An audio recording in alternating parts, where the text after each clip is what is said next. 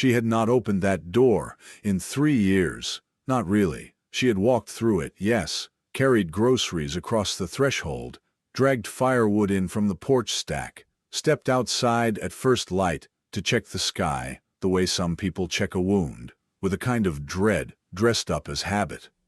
But she had not opened it with any expectation of finding something worth finding on the other side. She had not stood there and looked out with the thought that what came next might matter. That ended on a Tuesday in February, when something that had almost stopped being a dog scratched at the wood until its paw bled, and a woman who had almost stopped being herself heard it and chose to answer. What she found was 48 pounds of hypothermic German shepherd hanging between this world and the next, head low and coat destroyed, and eyes still burning amber in the flashlight beam, with the particular stubbornness of a creature that has decided it is not done yet, even when every physical fact argues otherwise. And what she read on the tag, wired to what remained of his collar, rewrote everything she thought she understood about a death that had been handed to her as settled fact. This is the story of how a door opened both ways at once. This is the story of how the rescue went in two directions simultaneously, and how a woman who had spent 3 years building silence into a fortress discovered that the thing knocking at her wall was not an enemy but a key. Her name was Mara Voss, and she had come to the Bitterroot Valley the way storm debris comes to rest in a stand of timber. Not by plan, not by love of the particular place, but because forward motion had stopped, and she had not been able to manufacture a reason to resume it. She was 39 years old. She had spent 11 years as a Navy cryptologic warfare officer, attached to units whose names were not spoken at official briefings, doing work that sat inside a classification layer most people did not know existed, and she had done it with a precision and a stubbornness that her commanding officers alternately admired and found quietly alarming. She was compact and angular, with hands that registered every task as a problem to be solved, and eyes that had stopped resting easily on any fixed point the way eyes do when they have been trained too long for movement at the edge of vision. She had a left knee that predicted weather better than any service provided by satellite, a fact she had long since stopped complaining about because there was no one present to complain to. She drove a truck that was 11 years old and trusted it more than she trusted most things that were newer. She heated her rented cabin with a wood stove, and a stubbornness that her neighbor Harlan, who was 74 and had opinions about everything, including the correct stacking method for split pine, called admirable and probably unnecessary, given that the propane hookup worked fine.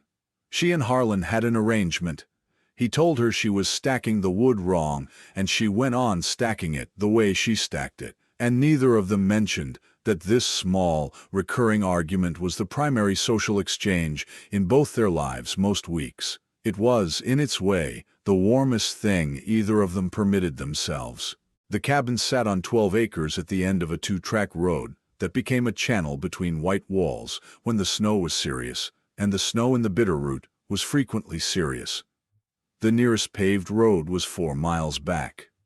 The nearest town with a traffic light was 22 miles beyond that. In the first weeks, she had told herself the distance was practical, a matter of affordable rent and manageable overhead. She had stopped telling herself that somewhere around the end of the first winter, because the lie had become too obvious to sustain in the particular quiet of that kind of cold. The distance was chosen. She had chosen it. She had chosen it the way you choose to lie still when you are hurt badly enough that motion seems like a threat to the only equilibrium remaining. She had come here after the memorial service, after the folded flag and the 21 notes of brass and the handshakes from officers who could not look at her quite straight because what had been reported as a training accident in an undisclosed location had satisfied the public record without satisfying anyone who had been in the room with her that day. She had not contested it loudly. She was not built for loud contest. She was built for patient, systematic, documented inquiry, and she had filed every available request through every available channel, had received responses that were courteous and terminal, and told her precisely nothing. Responses written in the language of things that have been conclusively resolved and would not be revisited. And she had eventually come to Montana with a duffel bag and a tag she wore on a cord inside her shirt, because she did not know what else to do with it, and she was not willing to leave it anywhere she was not. The tag had belonged to Tomas. She had known him for 7 years and worked beside him for 3 of those, and trusted him with her life in contexts that did not permit any other arrangement. And he was dead, and the record said one thing about how he had died, and the record was wrong, and she knew it was wrong, and could prove nothing. And that specific combination of knowledge and helplessness had a weight that she had carried for 3 years without finding any surface to set it down on. She pressed it against her sternum on hard nights, the regulation-stamped aluminum of his name tag on its cord, the way a person holds something cold to a burn. 3 years of Montana winters in split pine, and Harlan's opinions, and the scanner running soft at night. And then the dog came. She heard it just after 2 in the morning. She had been lying awake in the way she often lay awake, not trying to sleep, not doing anything precisely, simply inhabiting the darkness the way water inhabits a container, taking its shape. The wind outside was not ordinary wind. It had teeth in it, a mean, investigative pressure that tested the eaves and the joints of the window frames, the way certain people test the people around them, looking for the place where the insulation was thin, the place where the structure would give. It pushed under the door with a cold tongue, and pulled at the stovepipe seam, and made the whole cabin an instrument being played badly, at high volume. And under that noise was the deeper silence of 6 hours of accumulated snow, the muffled, pressurized quiet of a landscape being steadily buried. The nearest paved road had been impassable since 10 o'clock. She had listened to the scanner register the plow delays with a calm that was not exactly peace, but was what peace looked like when you had removed from your life anything that urgency could reach. She heard the scratch before she catalogued it as anything. It came through the wind noise the way a single frequency comes through static, specific and wrong, wrong in the productive sense, the sense that makes trained attention turn toward it rather than away. It was low on the door, near the bottom. Then it stopped. Then it came again, lower and slower and more halting, as if whatever made it was conducting an argument with gravity and losing ground. She sat up in the dark without turning on a light, which was the reflex of 11 years of work in rooms where light was information you did not offer to an uncertain situation. She sat still, and she listened with the particular quality of stillness she had spent years building. The kind that is not passive, but active, a held breath that receives everything.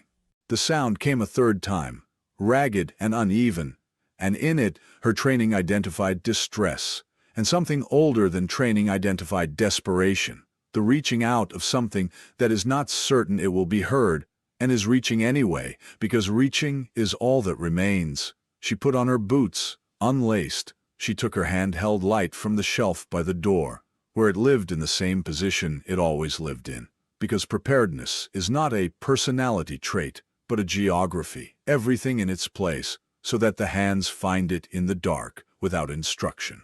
She gripped the door handle. She opened the door. The cold hit her across the face like a door swung hard from the other side. The wind was horizontal, and the snow carried in. It was the driven, granular, assaulting kind, not the romantic, heavy flakes of a postcard storm, but the particular cruelty of a high plains blizzard, small and fast and sharp, that gets into the crease behind your collar and the gap between glove and cuff and the corner of your eye, and makes you understand, in a bodily, irreducible way, that the landscape does not regard you as its responsibility. She swept the light to the left. She swept it to the right. She brought it down to the porch boards, to the corner where the railing met the cabin wall, where 2 boards of relative windbreak created a pocket of slightly lesser violence. a space about the size of a laundry basket, and into which he had fit himself the way any creature fits itself, into whatever mercy is available. He was a German shepherd, or had been recently, in the sense that the form was still unmistakably that. The long, sloped back, and the upright ears, one of which had been torn and had healed wrong, folded at an angle that gave him a permanently skeptical appearance, and the noble elongated wedge of skull that was now sunken with starvation, so that the orbital bones threw shadows, making him look ancient and carved, something that had been a dog for a very long time, and had paid for every year. He was wet through to the skin in the places he still had enough coat to be wet through. His fur was matted where it was not missing entirely, and along his left flank there was a long scar that had gone from wound to scar without the benefit of anything approaching proper, ongoing care. Sealed, but not tended, survived, but not healed. She could count his ribs without touching him. She counted them, too many. He looked up at her with the amber eyes, and he did not growl, and he did not flinch, and he did not look away, and the looking was not the pleading of something broken, but the clear, exhausted communication of something that had been trying to get here for a very long time, and had arrived and was now simply reporting in. He was wearing a collar that was 3 sizes too large for the neck it encircled. Military-issue nylon in olive drab, the kind used for working dogs in deployed environments, cinched at its last available hole, and still loose by 2 fingers, wired to it, not clipped through the standard ring, but affixed with a short length of copper wire, twisted tight, in the manner of someone who had no better fastener and needed it to hold, was a tag. Not a veterinary tag, not a commercial identification disc, a small rectangle of stamped aluminum, military specification, bearing a unit identifier and a service number. She had last seen those specific characters on a casualty notification form. She had memorized them the way you memorize something you intend to argue with. She stood in the open doorway in the full force of the blizzard and read the tag once. She read it a second time. The wind was pulling at her hair, and the cold was finding its way through every gap available to it, and the dog was looking at her without expectation, with the clear and steady regard of a creature that has stopped expecting anything and continues to exist out of a stubbornness that it cannot fully explain and has stopped trying to. She gripped the door frame with her right hand. She spoke just above the wind noise. She named the place she was standing, the cabin porch, her porch, this exact corner of this exact valley, in this exact February dark. She named what she felt under her left boot sole, the cold planking, the give of frost-stiffened wood. She named the sound she would anchor to, the dog breathing, shallow and too fast and present. 3 things, concrete and immediate, the discipline of a woman who had learned to drag herself back from a particular kind of undertow by grabbing whatever was immediate and real and holding on until the current slackened. She held all 3. Then she reached down and got her hands under the dog and lifted him and carried him inside. He weighed less than a dog of his frame, and structure should weigh by something approaching half, and what weight remained was distributed badly between the parts that were bone and the parts that were saturated fur, and he went rigid in her arms for one suspended moment with the full compressed instinct of a trained working dog that does not accept handling from strangers regardless of circumstances, a hard-wired boundary that 11 years of obedience training does not erase. And then something in him resolved. He went loose with a slow totality, the give of a thing that has made a decision and implemented it completely. And she got him through the door and laid him on the rag rug in front of the stove and latched the weather out behind her. She turned up the stove's draw until the metal began to tick with expanding heat. She went to the bathroom for the large towels, the ones she kept for utility rather than guests.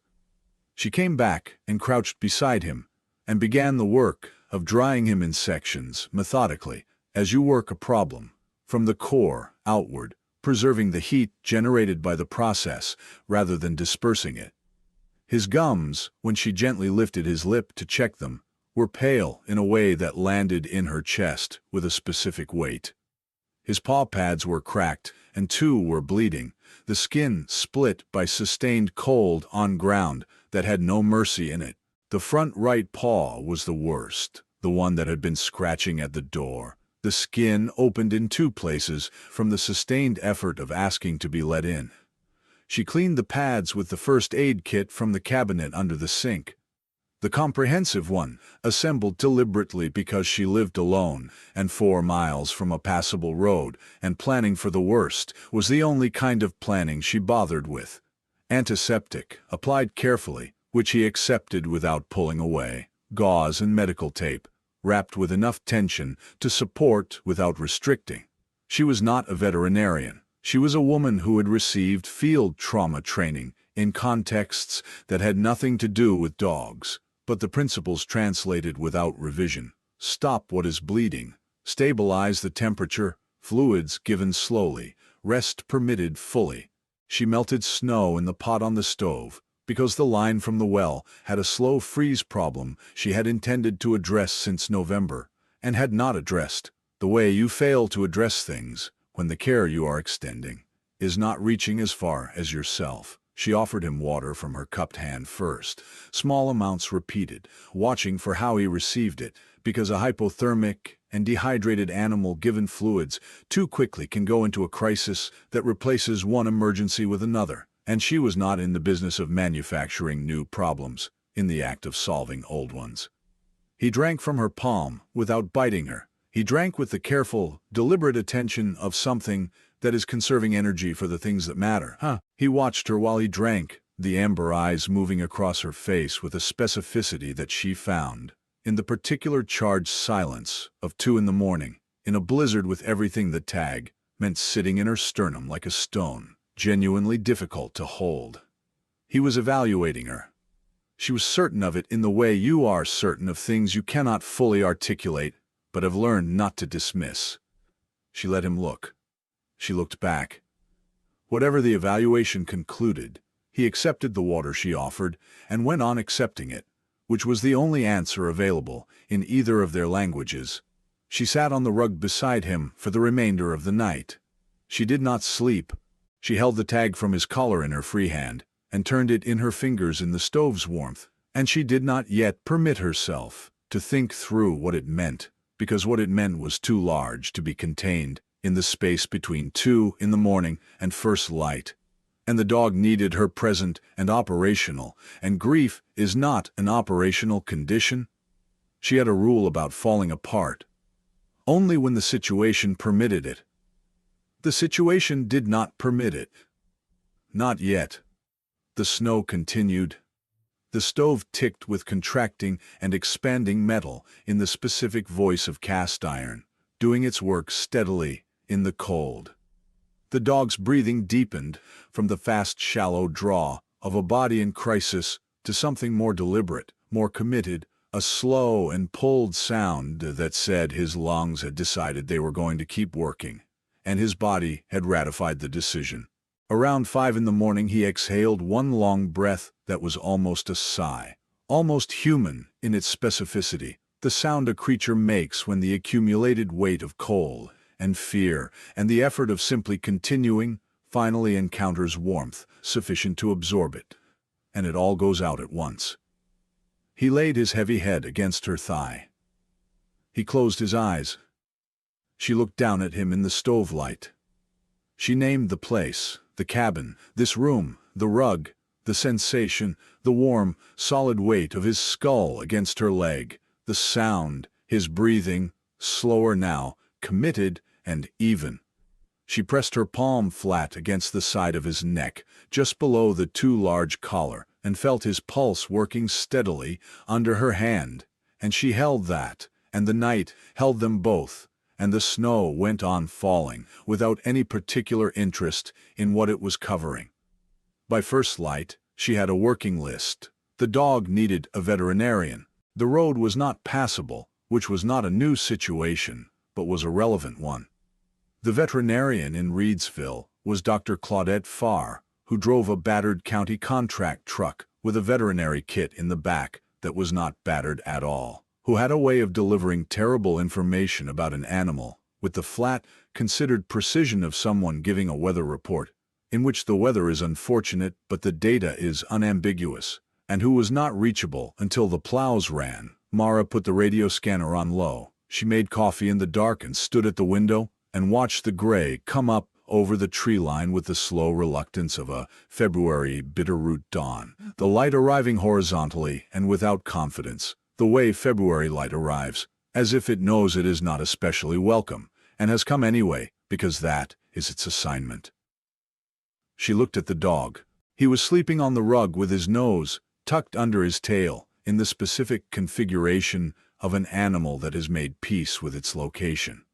She looked at the tag again in the growing light. She counted the characters the way she had counted them the night before, knowing the count was the same, doing it again, because counting was the thing her hands needed. She got through to Claudette on the radio just after 7. Claudette had a voice like gravel, settling in a dry creek bed, and she was already in her truck, because she operated on the principle that the morning after a serious blizzard was among the most productive mornings for the kind of emergencies that required her particular skills. And she had the county plow escort, tracked on her own scanner, and knew it was running 40 minutes behind her current position. She asked Mara to give her the animal's status, in the order that mattered clinically. Mara gave it to her in that order, concisely, without editorializing. The breathing rate, the gum color, the paw injuries and how she had addressed them, the temperature she had estimated from behavioral indicators rather than measurement, because she did not have a veterinary thermometer, the quantity of fluid he had accepted, and over what period, current consciousness and affect. There was a brief pause on Claudette's end, and when she spoke again, there was something slightly different in her register, not warmer exactly, but more attentive, the shift of someone who has taken the measure of the information they just received and updated their assessment of who provided it. She said, Mara had done the right things through the night, and the dog should stay warm and off weight on that paw, and she would be there when the road permitted. Then she asked how the animal had come to be on the porch in a blizzard. Mara said she did not yet know. Claudette said that was a reasonable answer. She would be there in a few hours. She was there in 3 hours and 20 minutes. She came through the door in heavy weather gear that had seen long and active service without developing any opinions about it, stamped her boots on the mat with the economy of someone who wastes nothing, including motion, looked at the dog, and crouched beside him without the transitional small talk that most people use to fill the space between arriving and beginning the work they came to do. She worked with a quiet and systematic thoroughness, each step informing the next, her attention complete and her expression largely neutral, with occasional small variations that Mara found she could read after watching for a few minutes. A slight settling around the eyes for something better than expected, a brief tightening at the corner of the mouth for something not. She took his temperature. She checked his lymph nodes with both hands, palpating carefully, her gloved fingers moving with the assurance of hands that have done this thousands of times and know what they are feeling for, without needing to stop and think about what they are feeling for. She examined the scar on his flank at length, with a small flashlight, and a concentration that shifted almost imperceptibly into something that Mara recognized as significance, the look of a professional who has found something they did not expect to find, and are taking a moment to be certain of what they are seeing. She looked at the collar. She looked at the tag. She was quiet for what felt like longer than it was. Then she said the dog was malnourished, but not beyond the recoverable margin, that the pad laceration had been well managed, that the scar on his left flank was surgical in origin. Clean entry point, consistent depth across its full length, the kind of wound made by someone who knew what they were doing and had done it deliberately and with a specific intention, not therapeutically, and that the collar did not match his current weight by a margin, consistent with 3 years of a body that had been through something the body was not able to conceal. Then she looked across the dog at Mara. Her eyes were direct and brown and contained something that had been held in place for a long time through the application of considerable effort. She said, "That tag." Mara said, "Yes." Claudette said, "I need to tell you something that I have not told anyone, because until this moment, I did not have anything to tell it toward." It turned out that Claudette Farr had a brother. His name was Declan, and he had worked in military veterinary services as a contract specialist, and he had been attached to the same regional theater that Mara did not name out loud, and he had died 14 months ago in what had been reported as a vehicle accident in a non-operational zone, a report that had been delivered to Claudette with the care and completeness of a report about a thing that had been thoroughly looked into and fully understood, which had the effect of leaving no room for any other explanation, and no door through which doubt could reasonably enter. She was not someone who went looking for other stories. She was someone who showed up and did the work, and held her grief the way she held everything, with both hands and without making it anyone else's problem. But Declan had been the kind of person who noticed when something was wrong before the wrong had been named, and his last 3 messages to her, sent over a 6-week period before his death, had circled around a unit identifier with a specificity that she had not known what to do with at the time, and had stored in the way you store things you cannot interpret, but cannot bring yourself to delete. The unit identifier on those messages was the same unit identifier on the tag wired to the collar of the dog, lying between them on the cabin floor. He had said in his last message that he was going to document what he was being asked to do, because some things need to be on paper before they can be addressed, and he had been right about that, and he had not survived long enough to make the paper available to anyone who could use it. She had told the investigators. They had told her the vehicle accident was not consistent with anything other than what it was reported to be. She had accepted that because acceptance, in the absence of anything to put against it, is what you do. The 2 women looked at each other across the dog in the warming cabin, and the stove ticked, and the wind outside had dropped to something merely unpleasant. Claudette said, "I have Declan's last 3 messages saved on a device that has not been connected to any network since I received them, because I am not sure why, but I have always felt that was the correct handling." Mara said, "I have 3 years of inquiry responses that collectively say nothing in a language I am trained to read." Claudette said, "I know a county sheriff. She said his name. She said he is annoyingly procedural."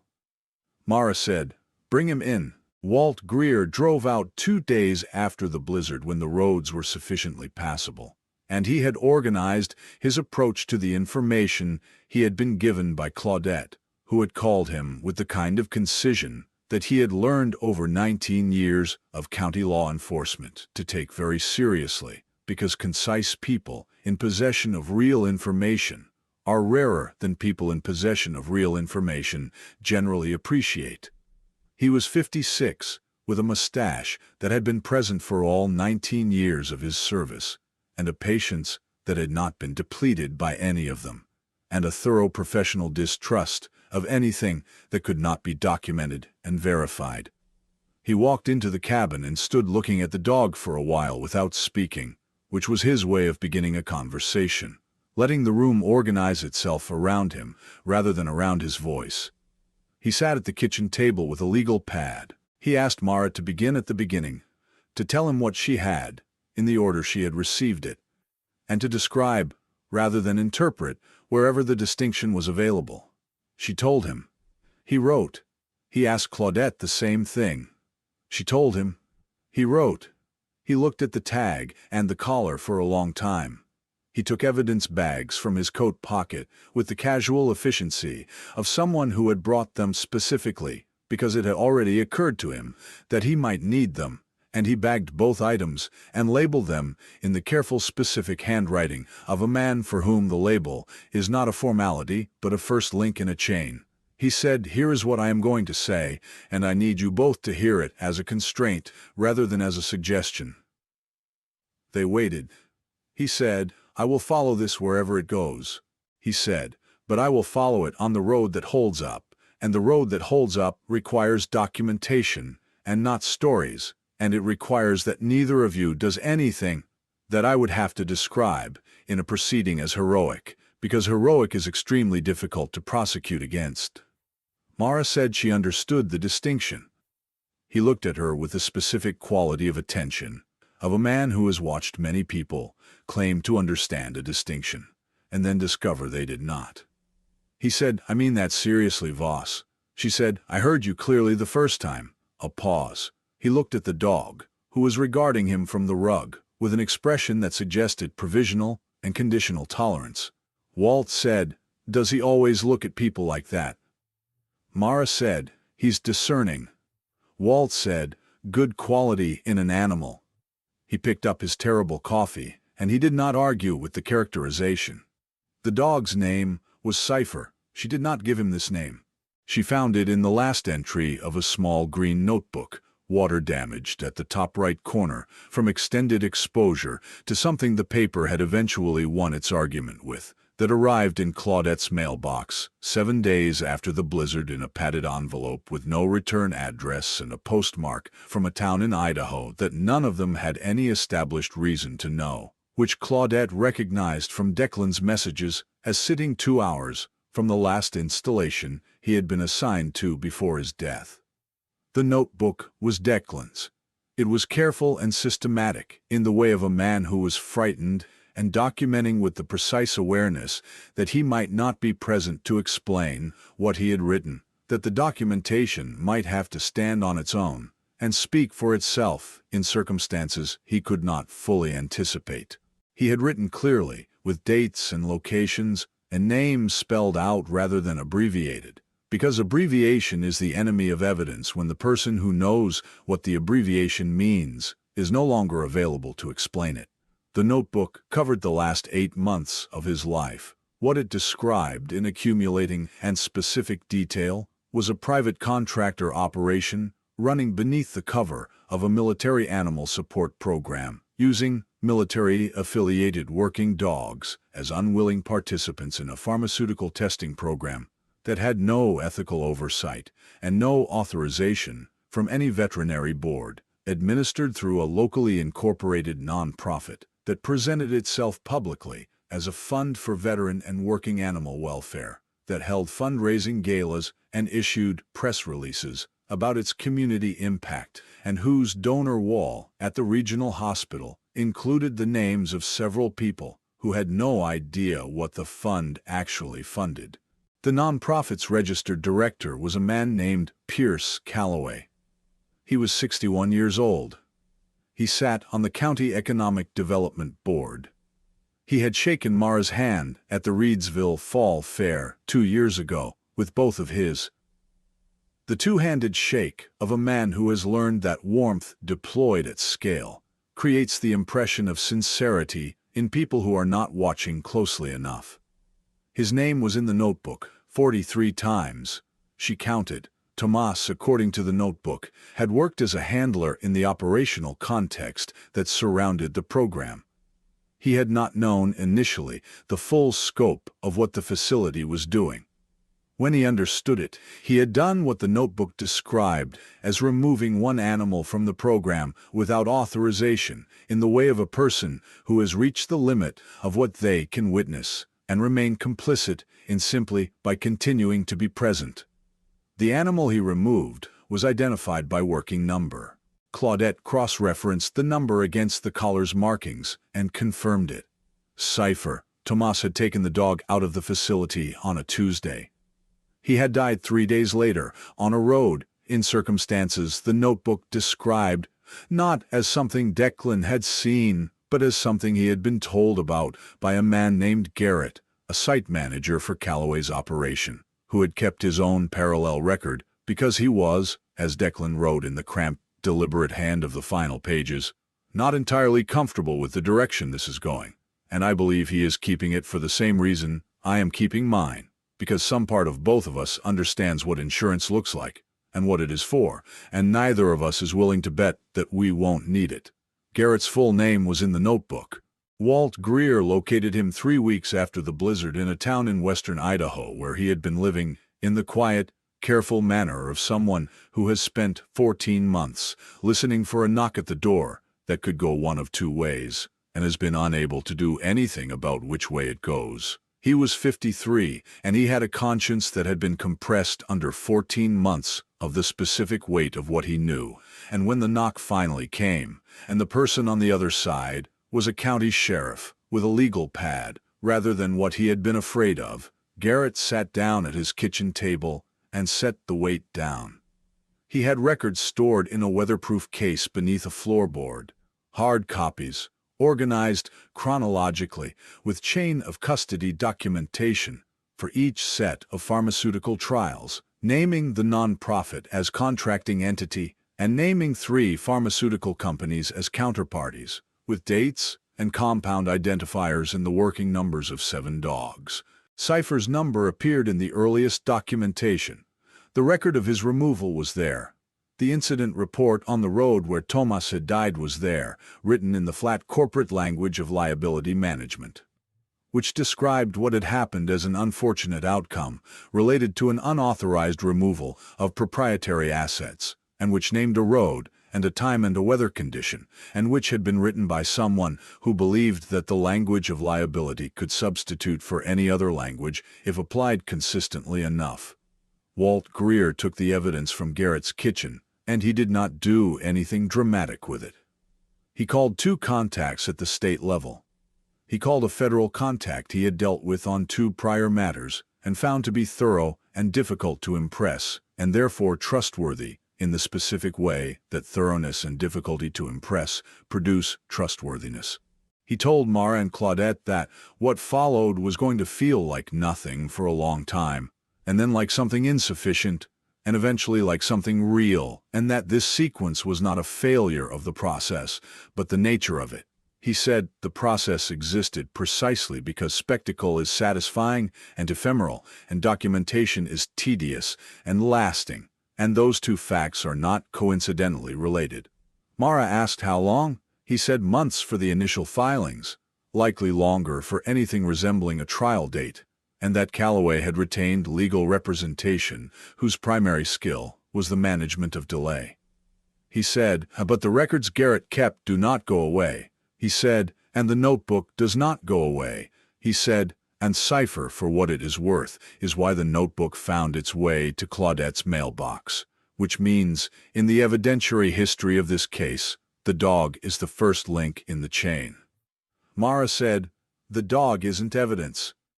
Walt said, no, but he's the reason any of the evidence arrived anywhere useful. He looked across the table at Cypher, who had relocated to the space under the table, and was regarding Walt Greer's boots with the measured skepticism of an animal conducting an assessment of someone's character from the feet up. Walt said, does he always do that? Mara said, he forms his opinions methodically. Walt said he could relate.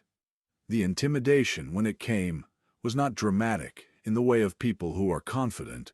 It was careful and deniable in the way of people who are cautious and have legal counsel advising the caution. The first communication was a card slid under the door in the night. Expensive cardstock, formal letterhead, a Missoula firm address, the language of legal entitlement dressed in the clothing of civility, informing her that she was in possession of an animal registered to a legal entity, and that arrangements for the animal's return were expected within 10 business days. The card was clean and smooth and had the smell of nothing, which is its own particular smell. She photographed it from 3 angles and sent the photographs to Walt, and put the physical card in the folder she had begun keeping, precisely because she had anticipated this kind of document would need a home. 3 days later, she found the porch light fixture, with its mounting screw turned rather than snapped. The brackets separated in a manner that was weather inconsistent, given the mild conditions of that particular week. She photographed the fixture, and the separation, and the screw, and she noted the date and the weather conditions in the folder. A week later, Harlan called her from his landline at 6 in the morning with the manner of a man who has been awake since 4:30, waiting for a reasonable hour to call. He told her a black SUV had driven the two-track at 4 in the morning and stopped in the pull-off 80 yards from her driveway and sat for 11 minutes with its lights off and then turned around without completing the approach. He had written down the plate because he had been a county assessor for 31 years, and writing things down was not a habit for him, but a reflex, as automatic as breathing. She drove to his house and drank his terrible coffee and took his notes and looked at him across his kitchen table and told him enough of what was happening to let him understand why she was asking him to stay inside and call her before he called anyone else if the vehicle came back. Harlan looked at her with the settled pragmatism of a man who has spent 74 years in a country that does not negotiate. He said, "That man came to the fall fair and gave a speech about his contributions to animal welfare. And I thought he had the look of a man who talks about his contributions, because the contributions are the only good thing, and he knows it." She said, "You're right about that." He said, "The ones who lead with their charity." She said, "Yes." He poured more coffee that was remarkably bad for a man who had been making it for 74 years and did not offer anything further, which was, she had learned, his particular form of solidarity. The things said and then held, not elaborated, not reduced to advice, just present. She called Walt Greer from the truck before she drove back and laid out every element in sequence. He listened without interruption, which was one of his most reliable qualities. When she finished, he was quiet for a moment, and then he said, "I need you to hear what I am about to say as the most important constraint I have given you." She said she was listening. He said, "Right now, at this moment, you are the person who found the dog and called the right people and has followed every instruction." He said, "If you drive to whatever facility you have located in your mind, and you go through whatever door you have considered going through in the way you have been trained to go through doors, we lose Garrett's records and the notebook, and possibly Garrett himself, because the moment you act outside your authority, the other side has a story to tell about this that doesn't involve accountability. It involves a private citizen conducting an unlawful intrusion." He said, "Do you understand that I am not telling you not to, because I don't trust you? I am telling you because the case requires you to remain what you are right now." She said, "I understand the distinction." There was a pause. He said, "All right." He said he would add a patrol route to her road, visible enough to register as a message. She said, "And if the message isn't enough?" He said, "Then you call me first, and we go together, and we go in a way that holds." She pressed the tag through her shirt collar and named the place. The truck, her road, 4 miles from the cabin. The sensation, the cold of the steering wheel through her gloves.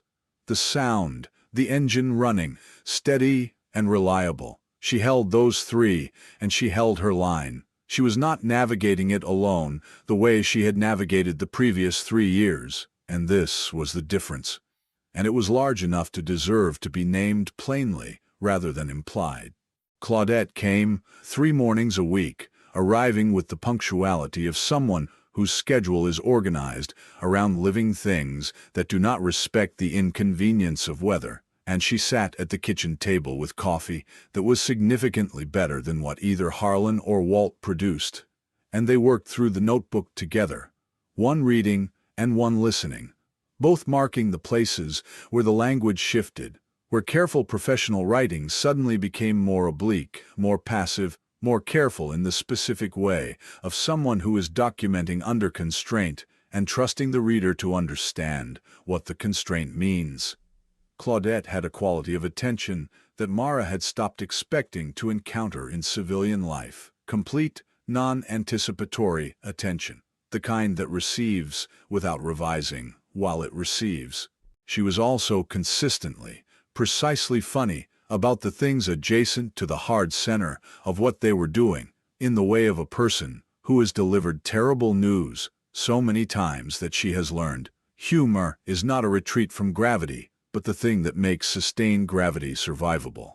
She described Callaway's nonprofit mission statement as conceivably the most expensive arrangement of words that had ever meant nothing in the recorded history of the Bitterroot Valley. She observed that Cypher's assessment of Walt Greer's authority appeared to be one of provisional deference, contingent on continued, satisfactory management of the food supply, and that this was, in her professional opinion, a reasonable position. She said once, sitting very still with the notebook open in front of her, and her coffee cooling, and her hands flat on the table, that Declan had been the kind of person who noticed something was wrong before the wrong had been named, and that this quality had sometimes made him difficult to be related to, and now made him impossible to replace, and that she was going to stop talking about that and return to the third entry on page 42, where the language did something specific that she needed a second reader for. Mara did not say anything to this. She refilled Claudette's coffee cup. Claudette took it. They went back to page 42. The escalation arrived in the 9th week, on a Sunday afternoon, when Claudette was at the table with the last set of notebook entries, and Mara was splitting wood behind the cabin in the method that Harlan considered incorrectly executed, but had accepted he was not going to change. She had developed a feel for the splitting work over 3 Montana winters that had nothing to do with Harlan's method and everything to do with the specific density of the timber available on this particular property and the particular balance of the maul she used.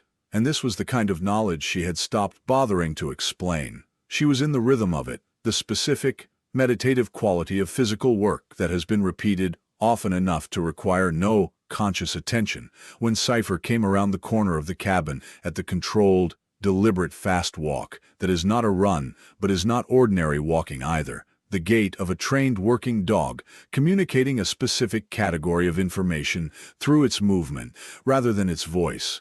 Something is wrong, and it is approaching, and the appropriate response is immediate.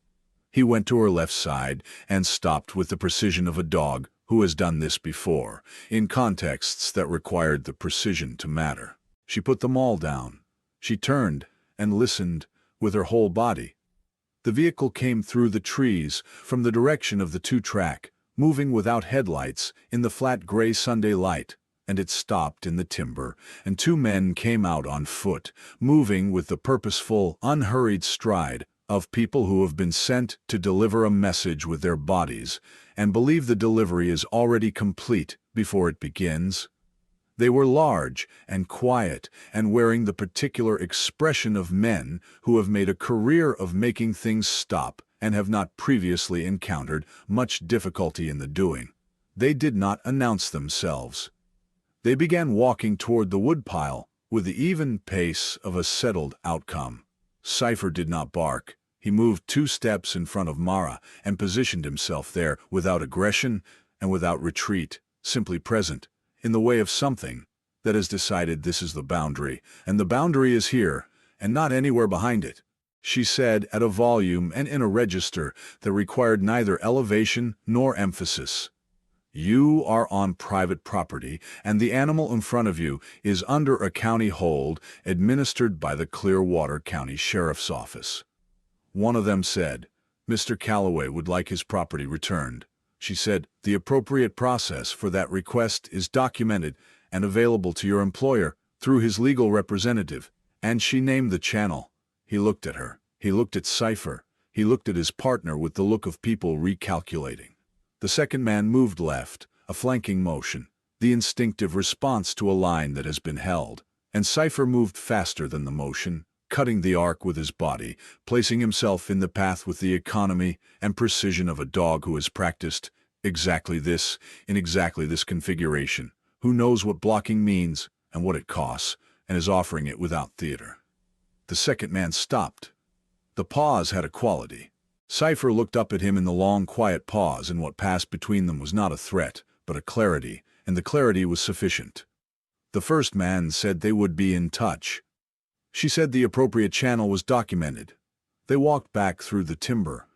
The vehicle left. She stood with her hand on Cypher's head, and her heart working quickly in the aftermath of something that had built toward a specific outcome and had not arrived there. She named the place. The woodpile, her woodpile, the back of the cabin on her rented land, in the February cold afternoon. The sensation, the fur under her palm, thick and winter-dense, the sound, the vehicle withdrawing through the timber, then gone, then the creek and the trees and the wind in the high branches. She held all three until her heart resolved. Then she went inside and called Walt Greer and gave him the account in the same precise, sequential order he had asked her to use, with the time and the vehicle description and the two men's general appearance and their words, verbatim, as best she retained them. Walt said some things quietly that were not suitable for documentation.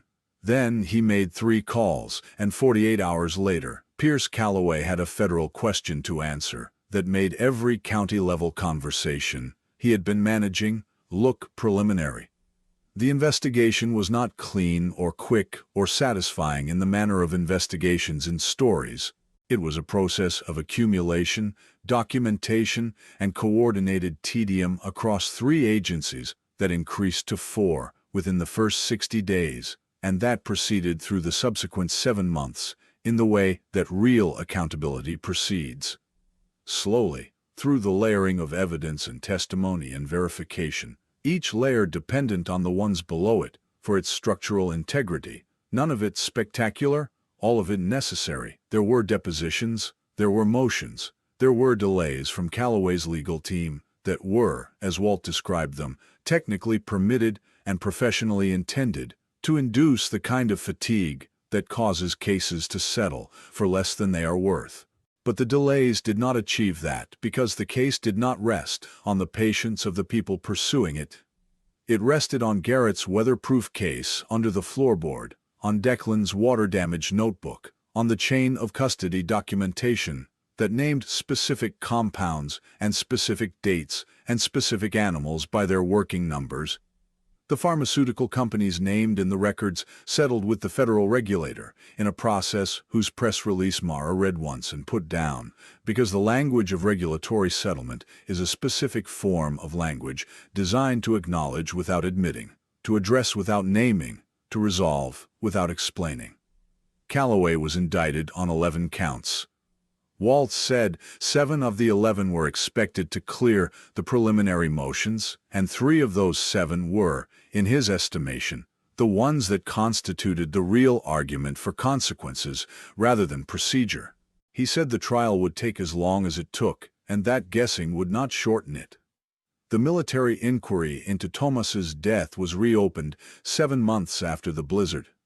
Quietly through the channels that handle corrections to things the official record prefers not to have been wrong about, and it proceeded without press releases or public notifications until it concluded in a revision to his service record and a letter delivered to Mara by a courier who was professional and careful and clearly understood that what he was carrying was not a routine document.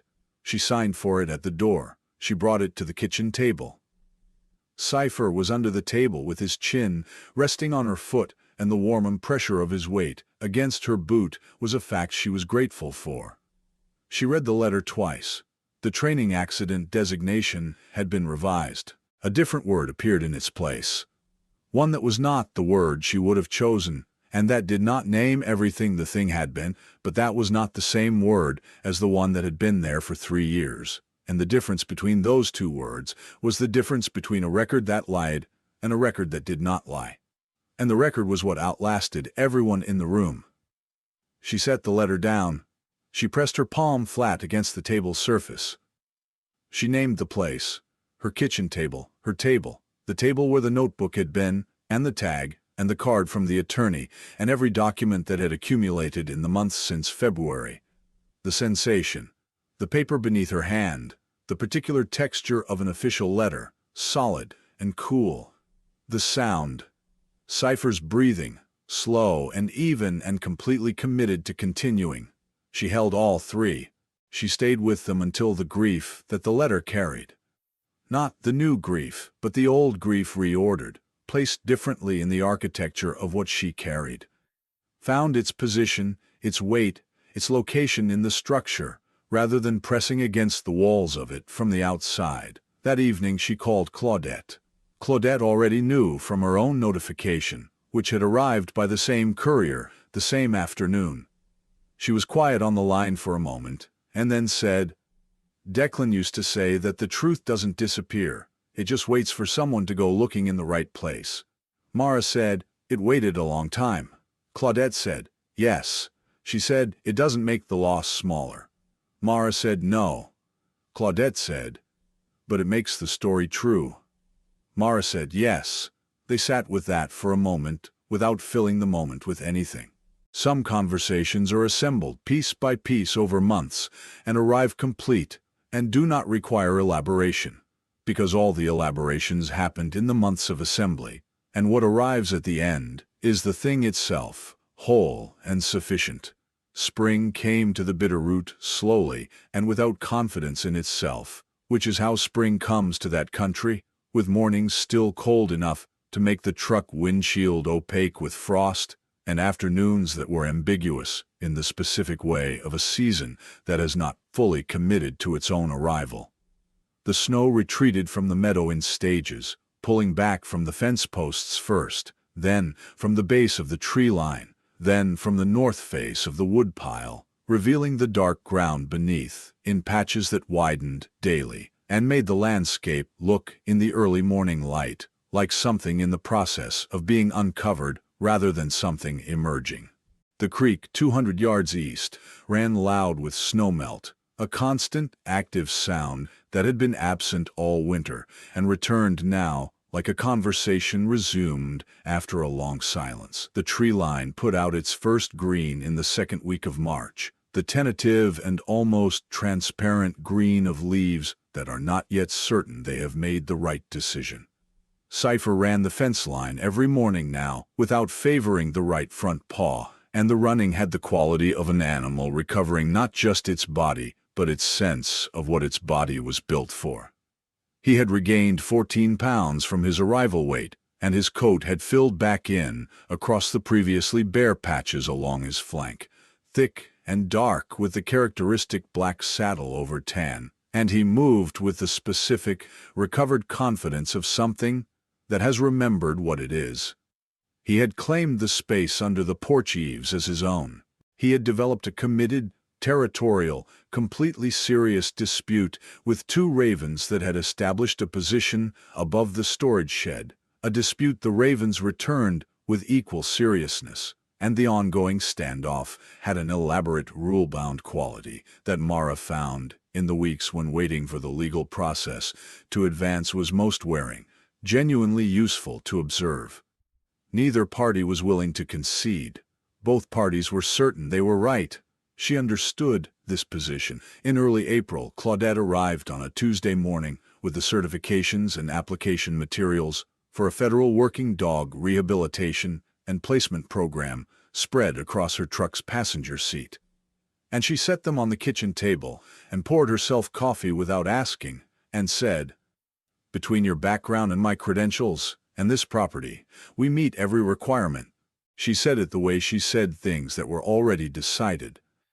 Not as a proposal awaiting a vote, but as a fact that had not yet been verbally acknowledged. Mara looked at the materials. She looked at Claudette. Claudette looked back with the expression of someone who has already completed the logistics and is simply waiting for the other person to finish processing. Mara said, "You want to build something here." Claudette said, "I want to build something useful, and here is where the resources are, which includes the land and the credentials and the county relationship, and the fact that Walt Greer's office is already aware of this location for professional reasons, which is not the worst foundation for an enterprise that is going to require official trust."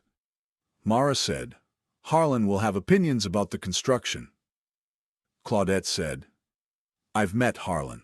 He'll have the correct opinions about the footing depth and the drainage, and about 60% of the rest, and that is a better return on opinions than most contractors provide."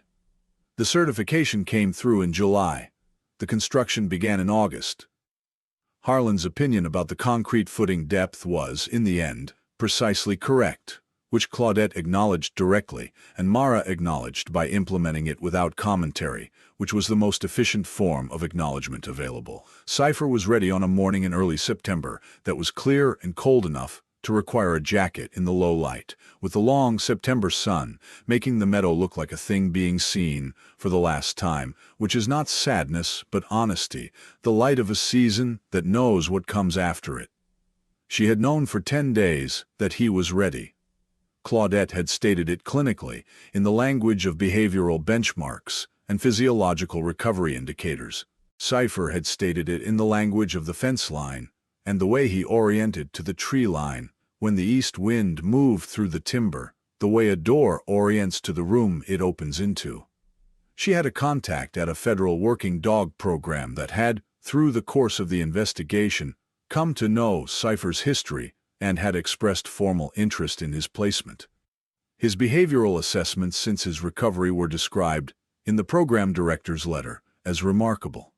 She had put the letter on the table and felt several things simultaneously, which she had become more able to sustain than she had been in February, the simultaneous holding of things that were true and contradictory, and both requiring to be acknowledged. She had not made any decision on his behalf. She had been very careful about this, in the way of someone who understands the difference between creating conditions and controlling outcomes. She created the conditions. The contact, the evaluation process.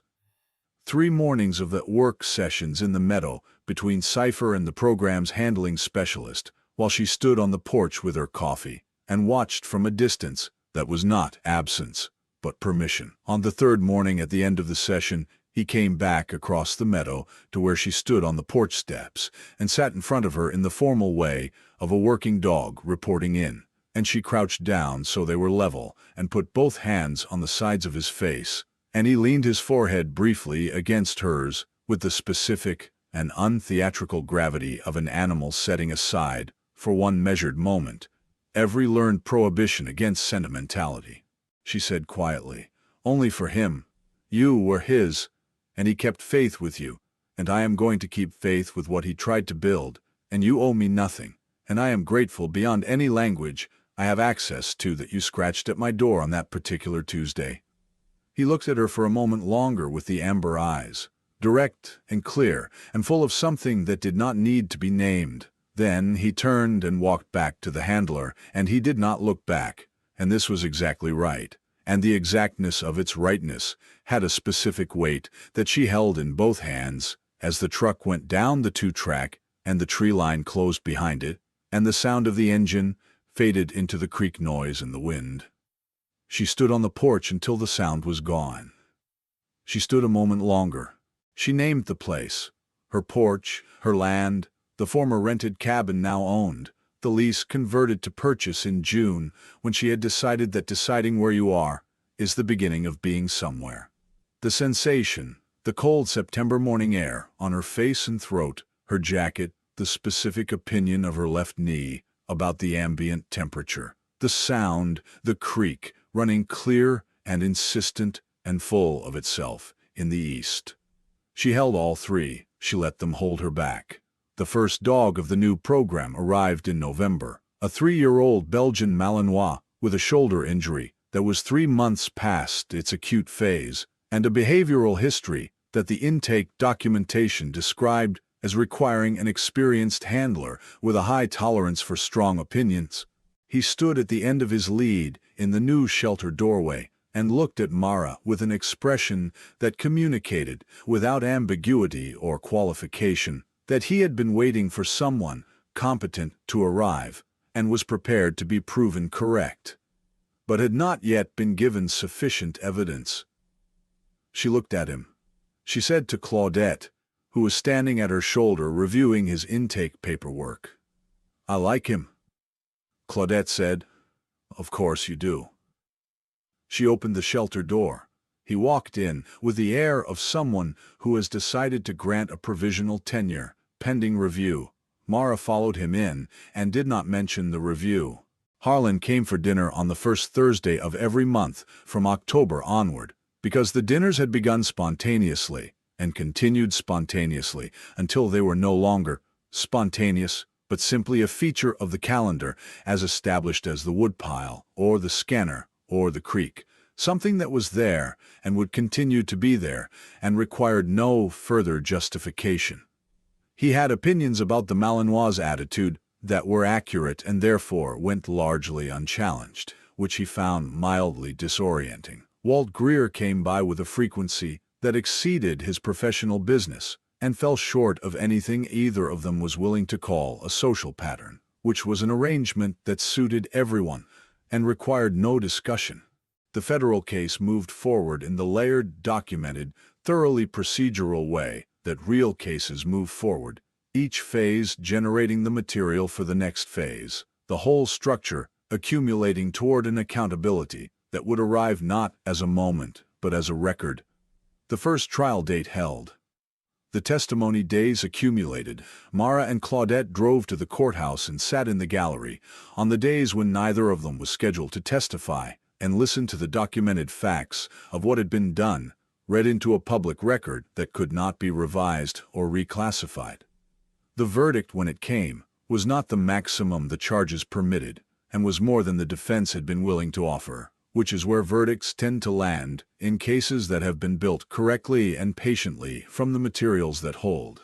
She drove home from the courthouse through early February, snow that was lighter than the blizzard of the previous February, but was snow nonetheless, and the two-track was familiar in all its winter character, and the timber closed in on both sides with the same impartial density it always had, and she pulled into the driveway that was hers now and stopped the truck and sat with the engine running.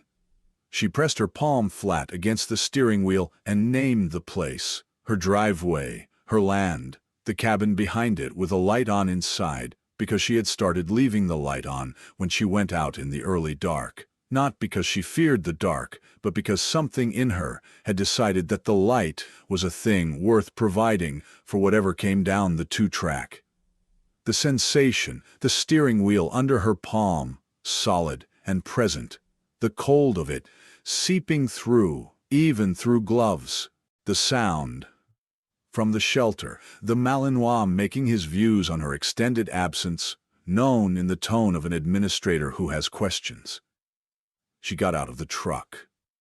She walked through the light snow to the shelter and opened the door, and he looked at her with the expression of someone who reserves the right to have documented this absence for future reference. She said, "I was watching something become part of the record." He looked at her with the settled authority of an animal that has decided the explanation is adequate, but only barely. She got him his dinner, she fed herself. She sat at the kitchen table in the warm, still air of the cabin, and she looked at the space above the table and she thought that this, the light on, the door that opened from both sides, the sound of an animal in the next building making its expectations known, the folder in the cabinet, the certification on the wall, the creek running in the east, the tag on its cord inside her shirt. Harlan's opinion about footing depth somewhere in the record of everything she had been given was an extraordinary abundance of what she had needed, gathered so slowly and with such difficulty that she had not noticed it accumulating until the evening when she sat still long enough to see what was there. There is a kind of grace that does not arrive in a form you can recognize from a distance. It does not come lit from behind or preceded by anything you could call a sign. It arrives wet and diminished, and scratching at the base of a door you had all but stopped believing, opened from the outside. And it asks only this, that you get up from where you have been lying in the dark, that you go to the door, that you open it, that you look at what is on the other side and not look away from it, not past it, not through it toward the thing you expected. At it specifically as it is, the looking is the beginning of everything that follows. The not looking away is the practice of a life. Mara Voss got up. She went to the door. She found on the other side something that had been trying to reach her for 3 years, through weather and distance and official silence, and the particular cruelty of powerful men who understand that silence, properly managed, can do the same work as the truth without any of the inconvenience. She did not look away. She brought it in.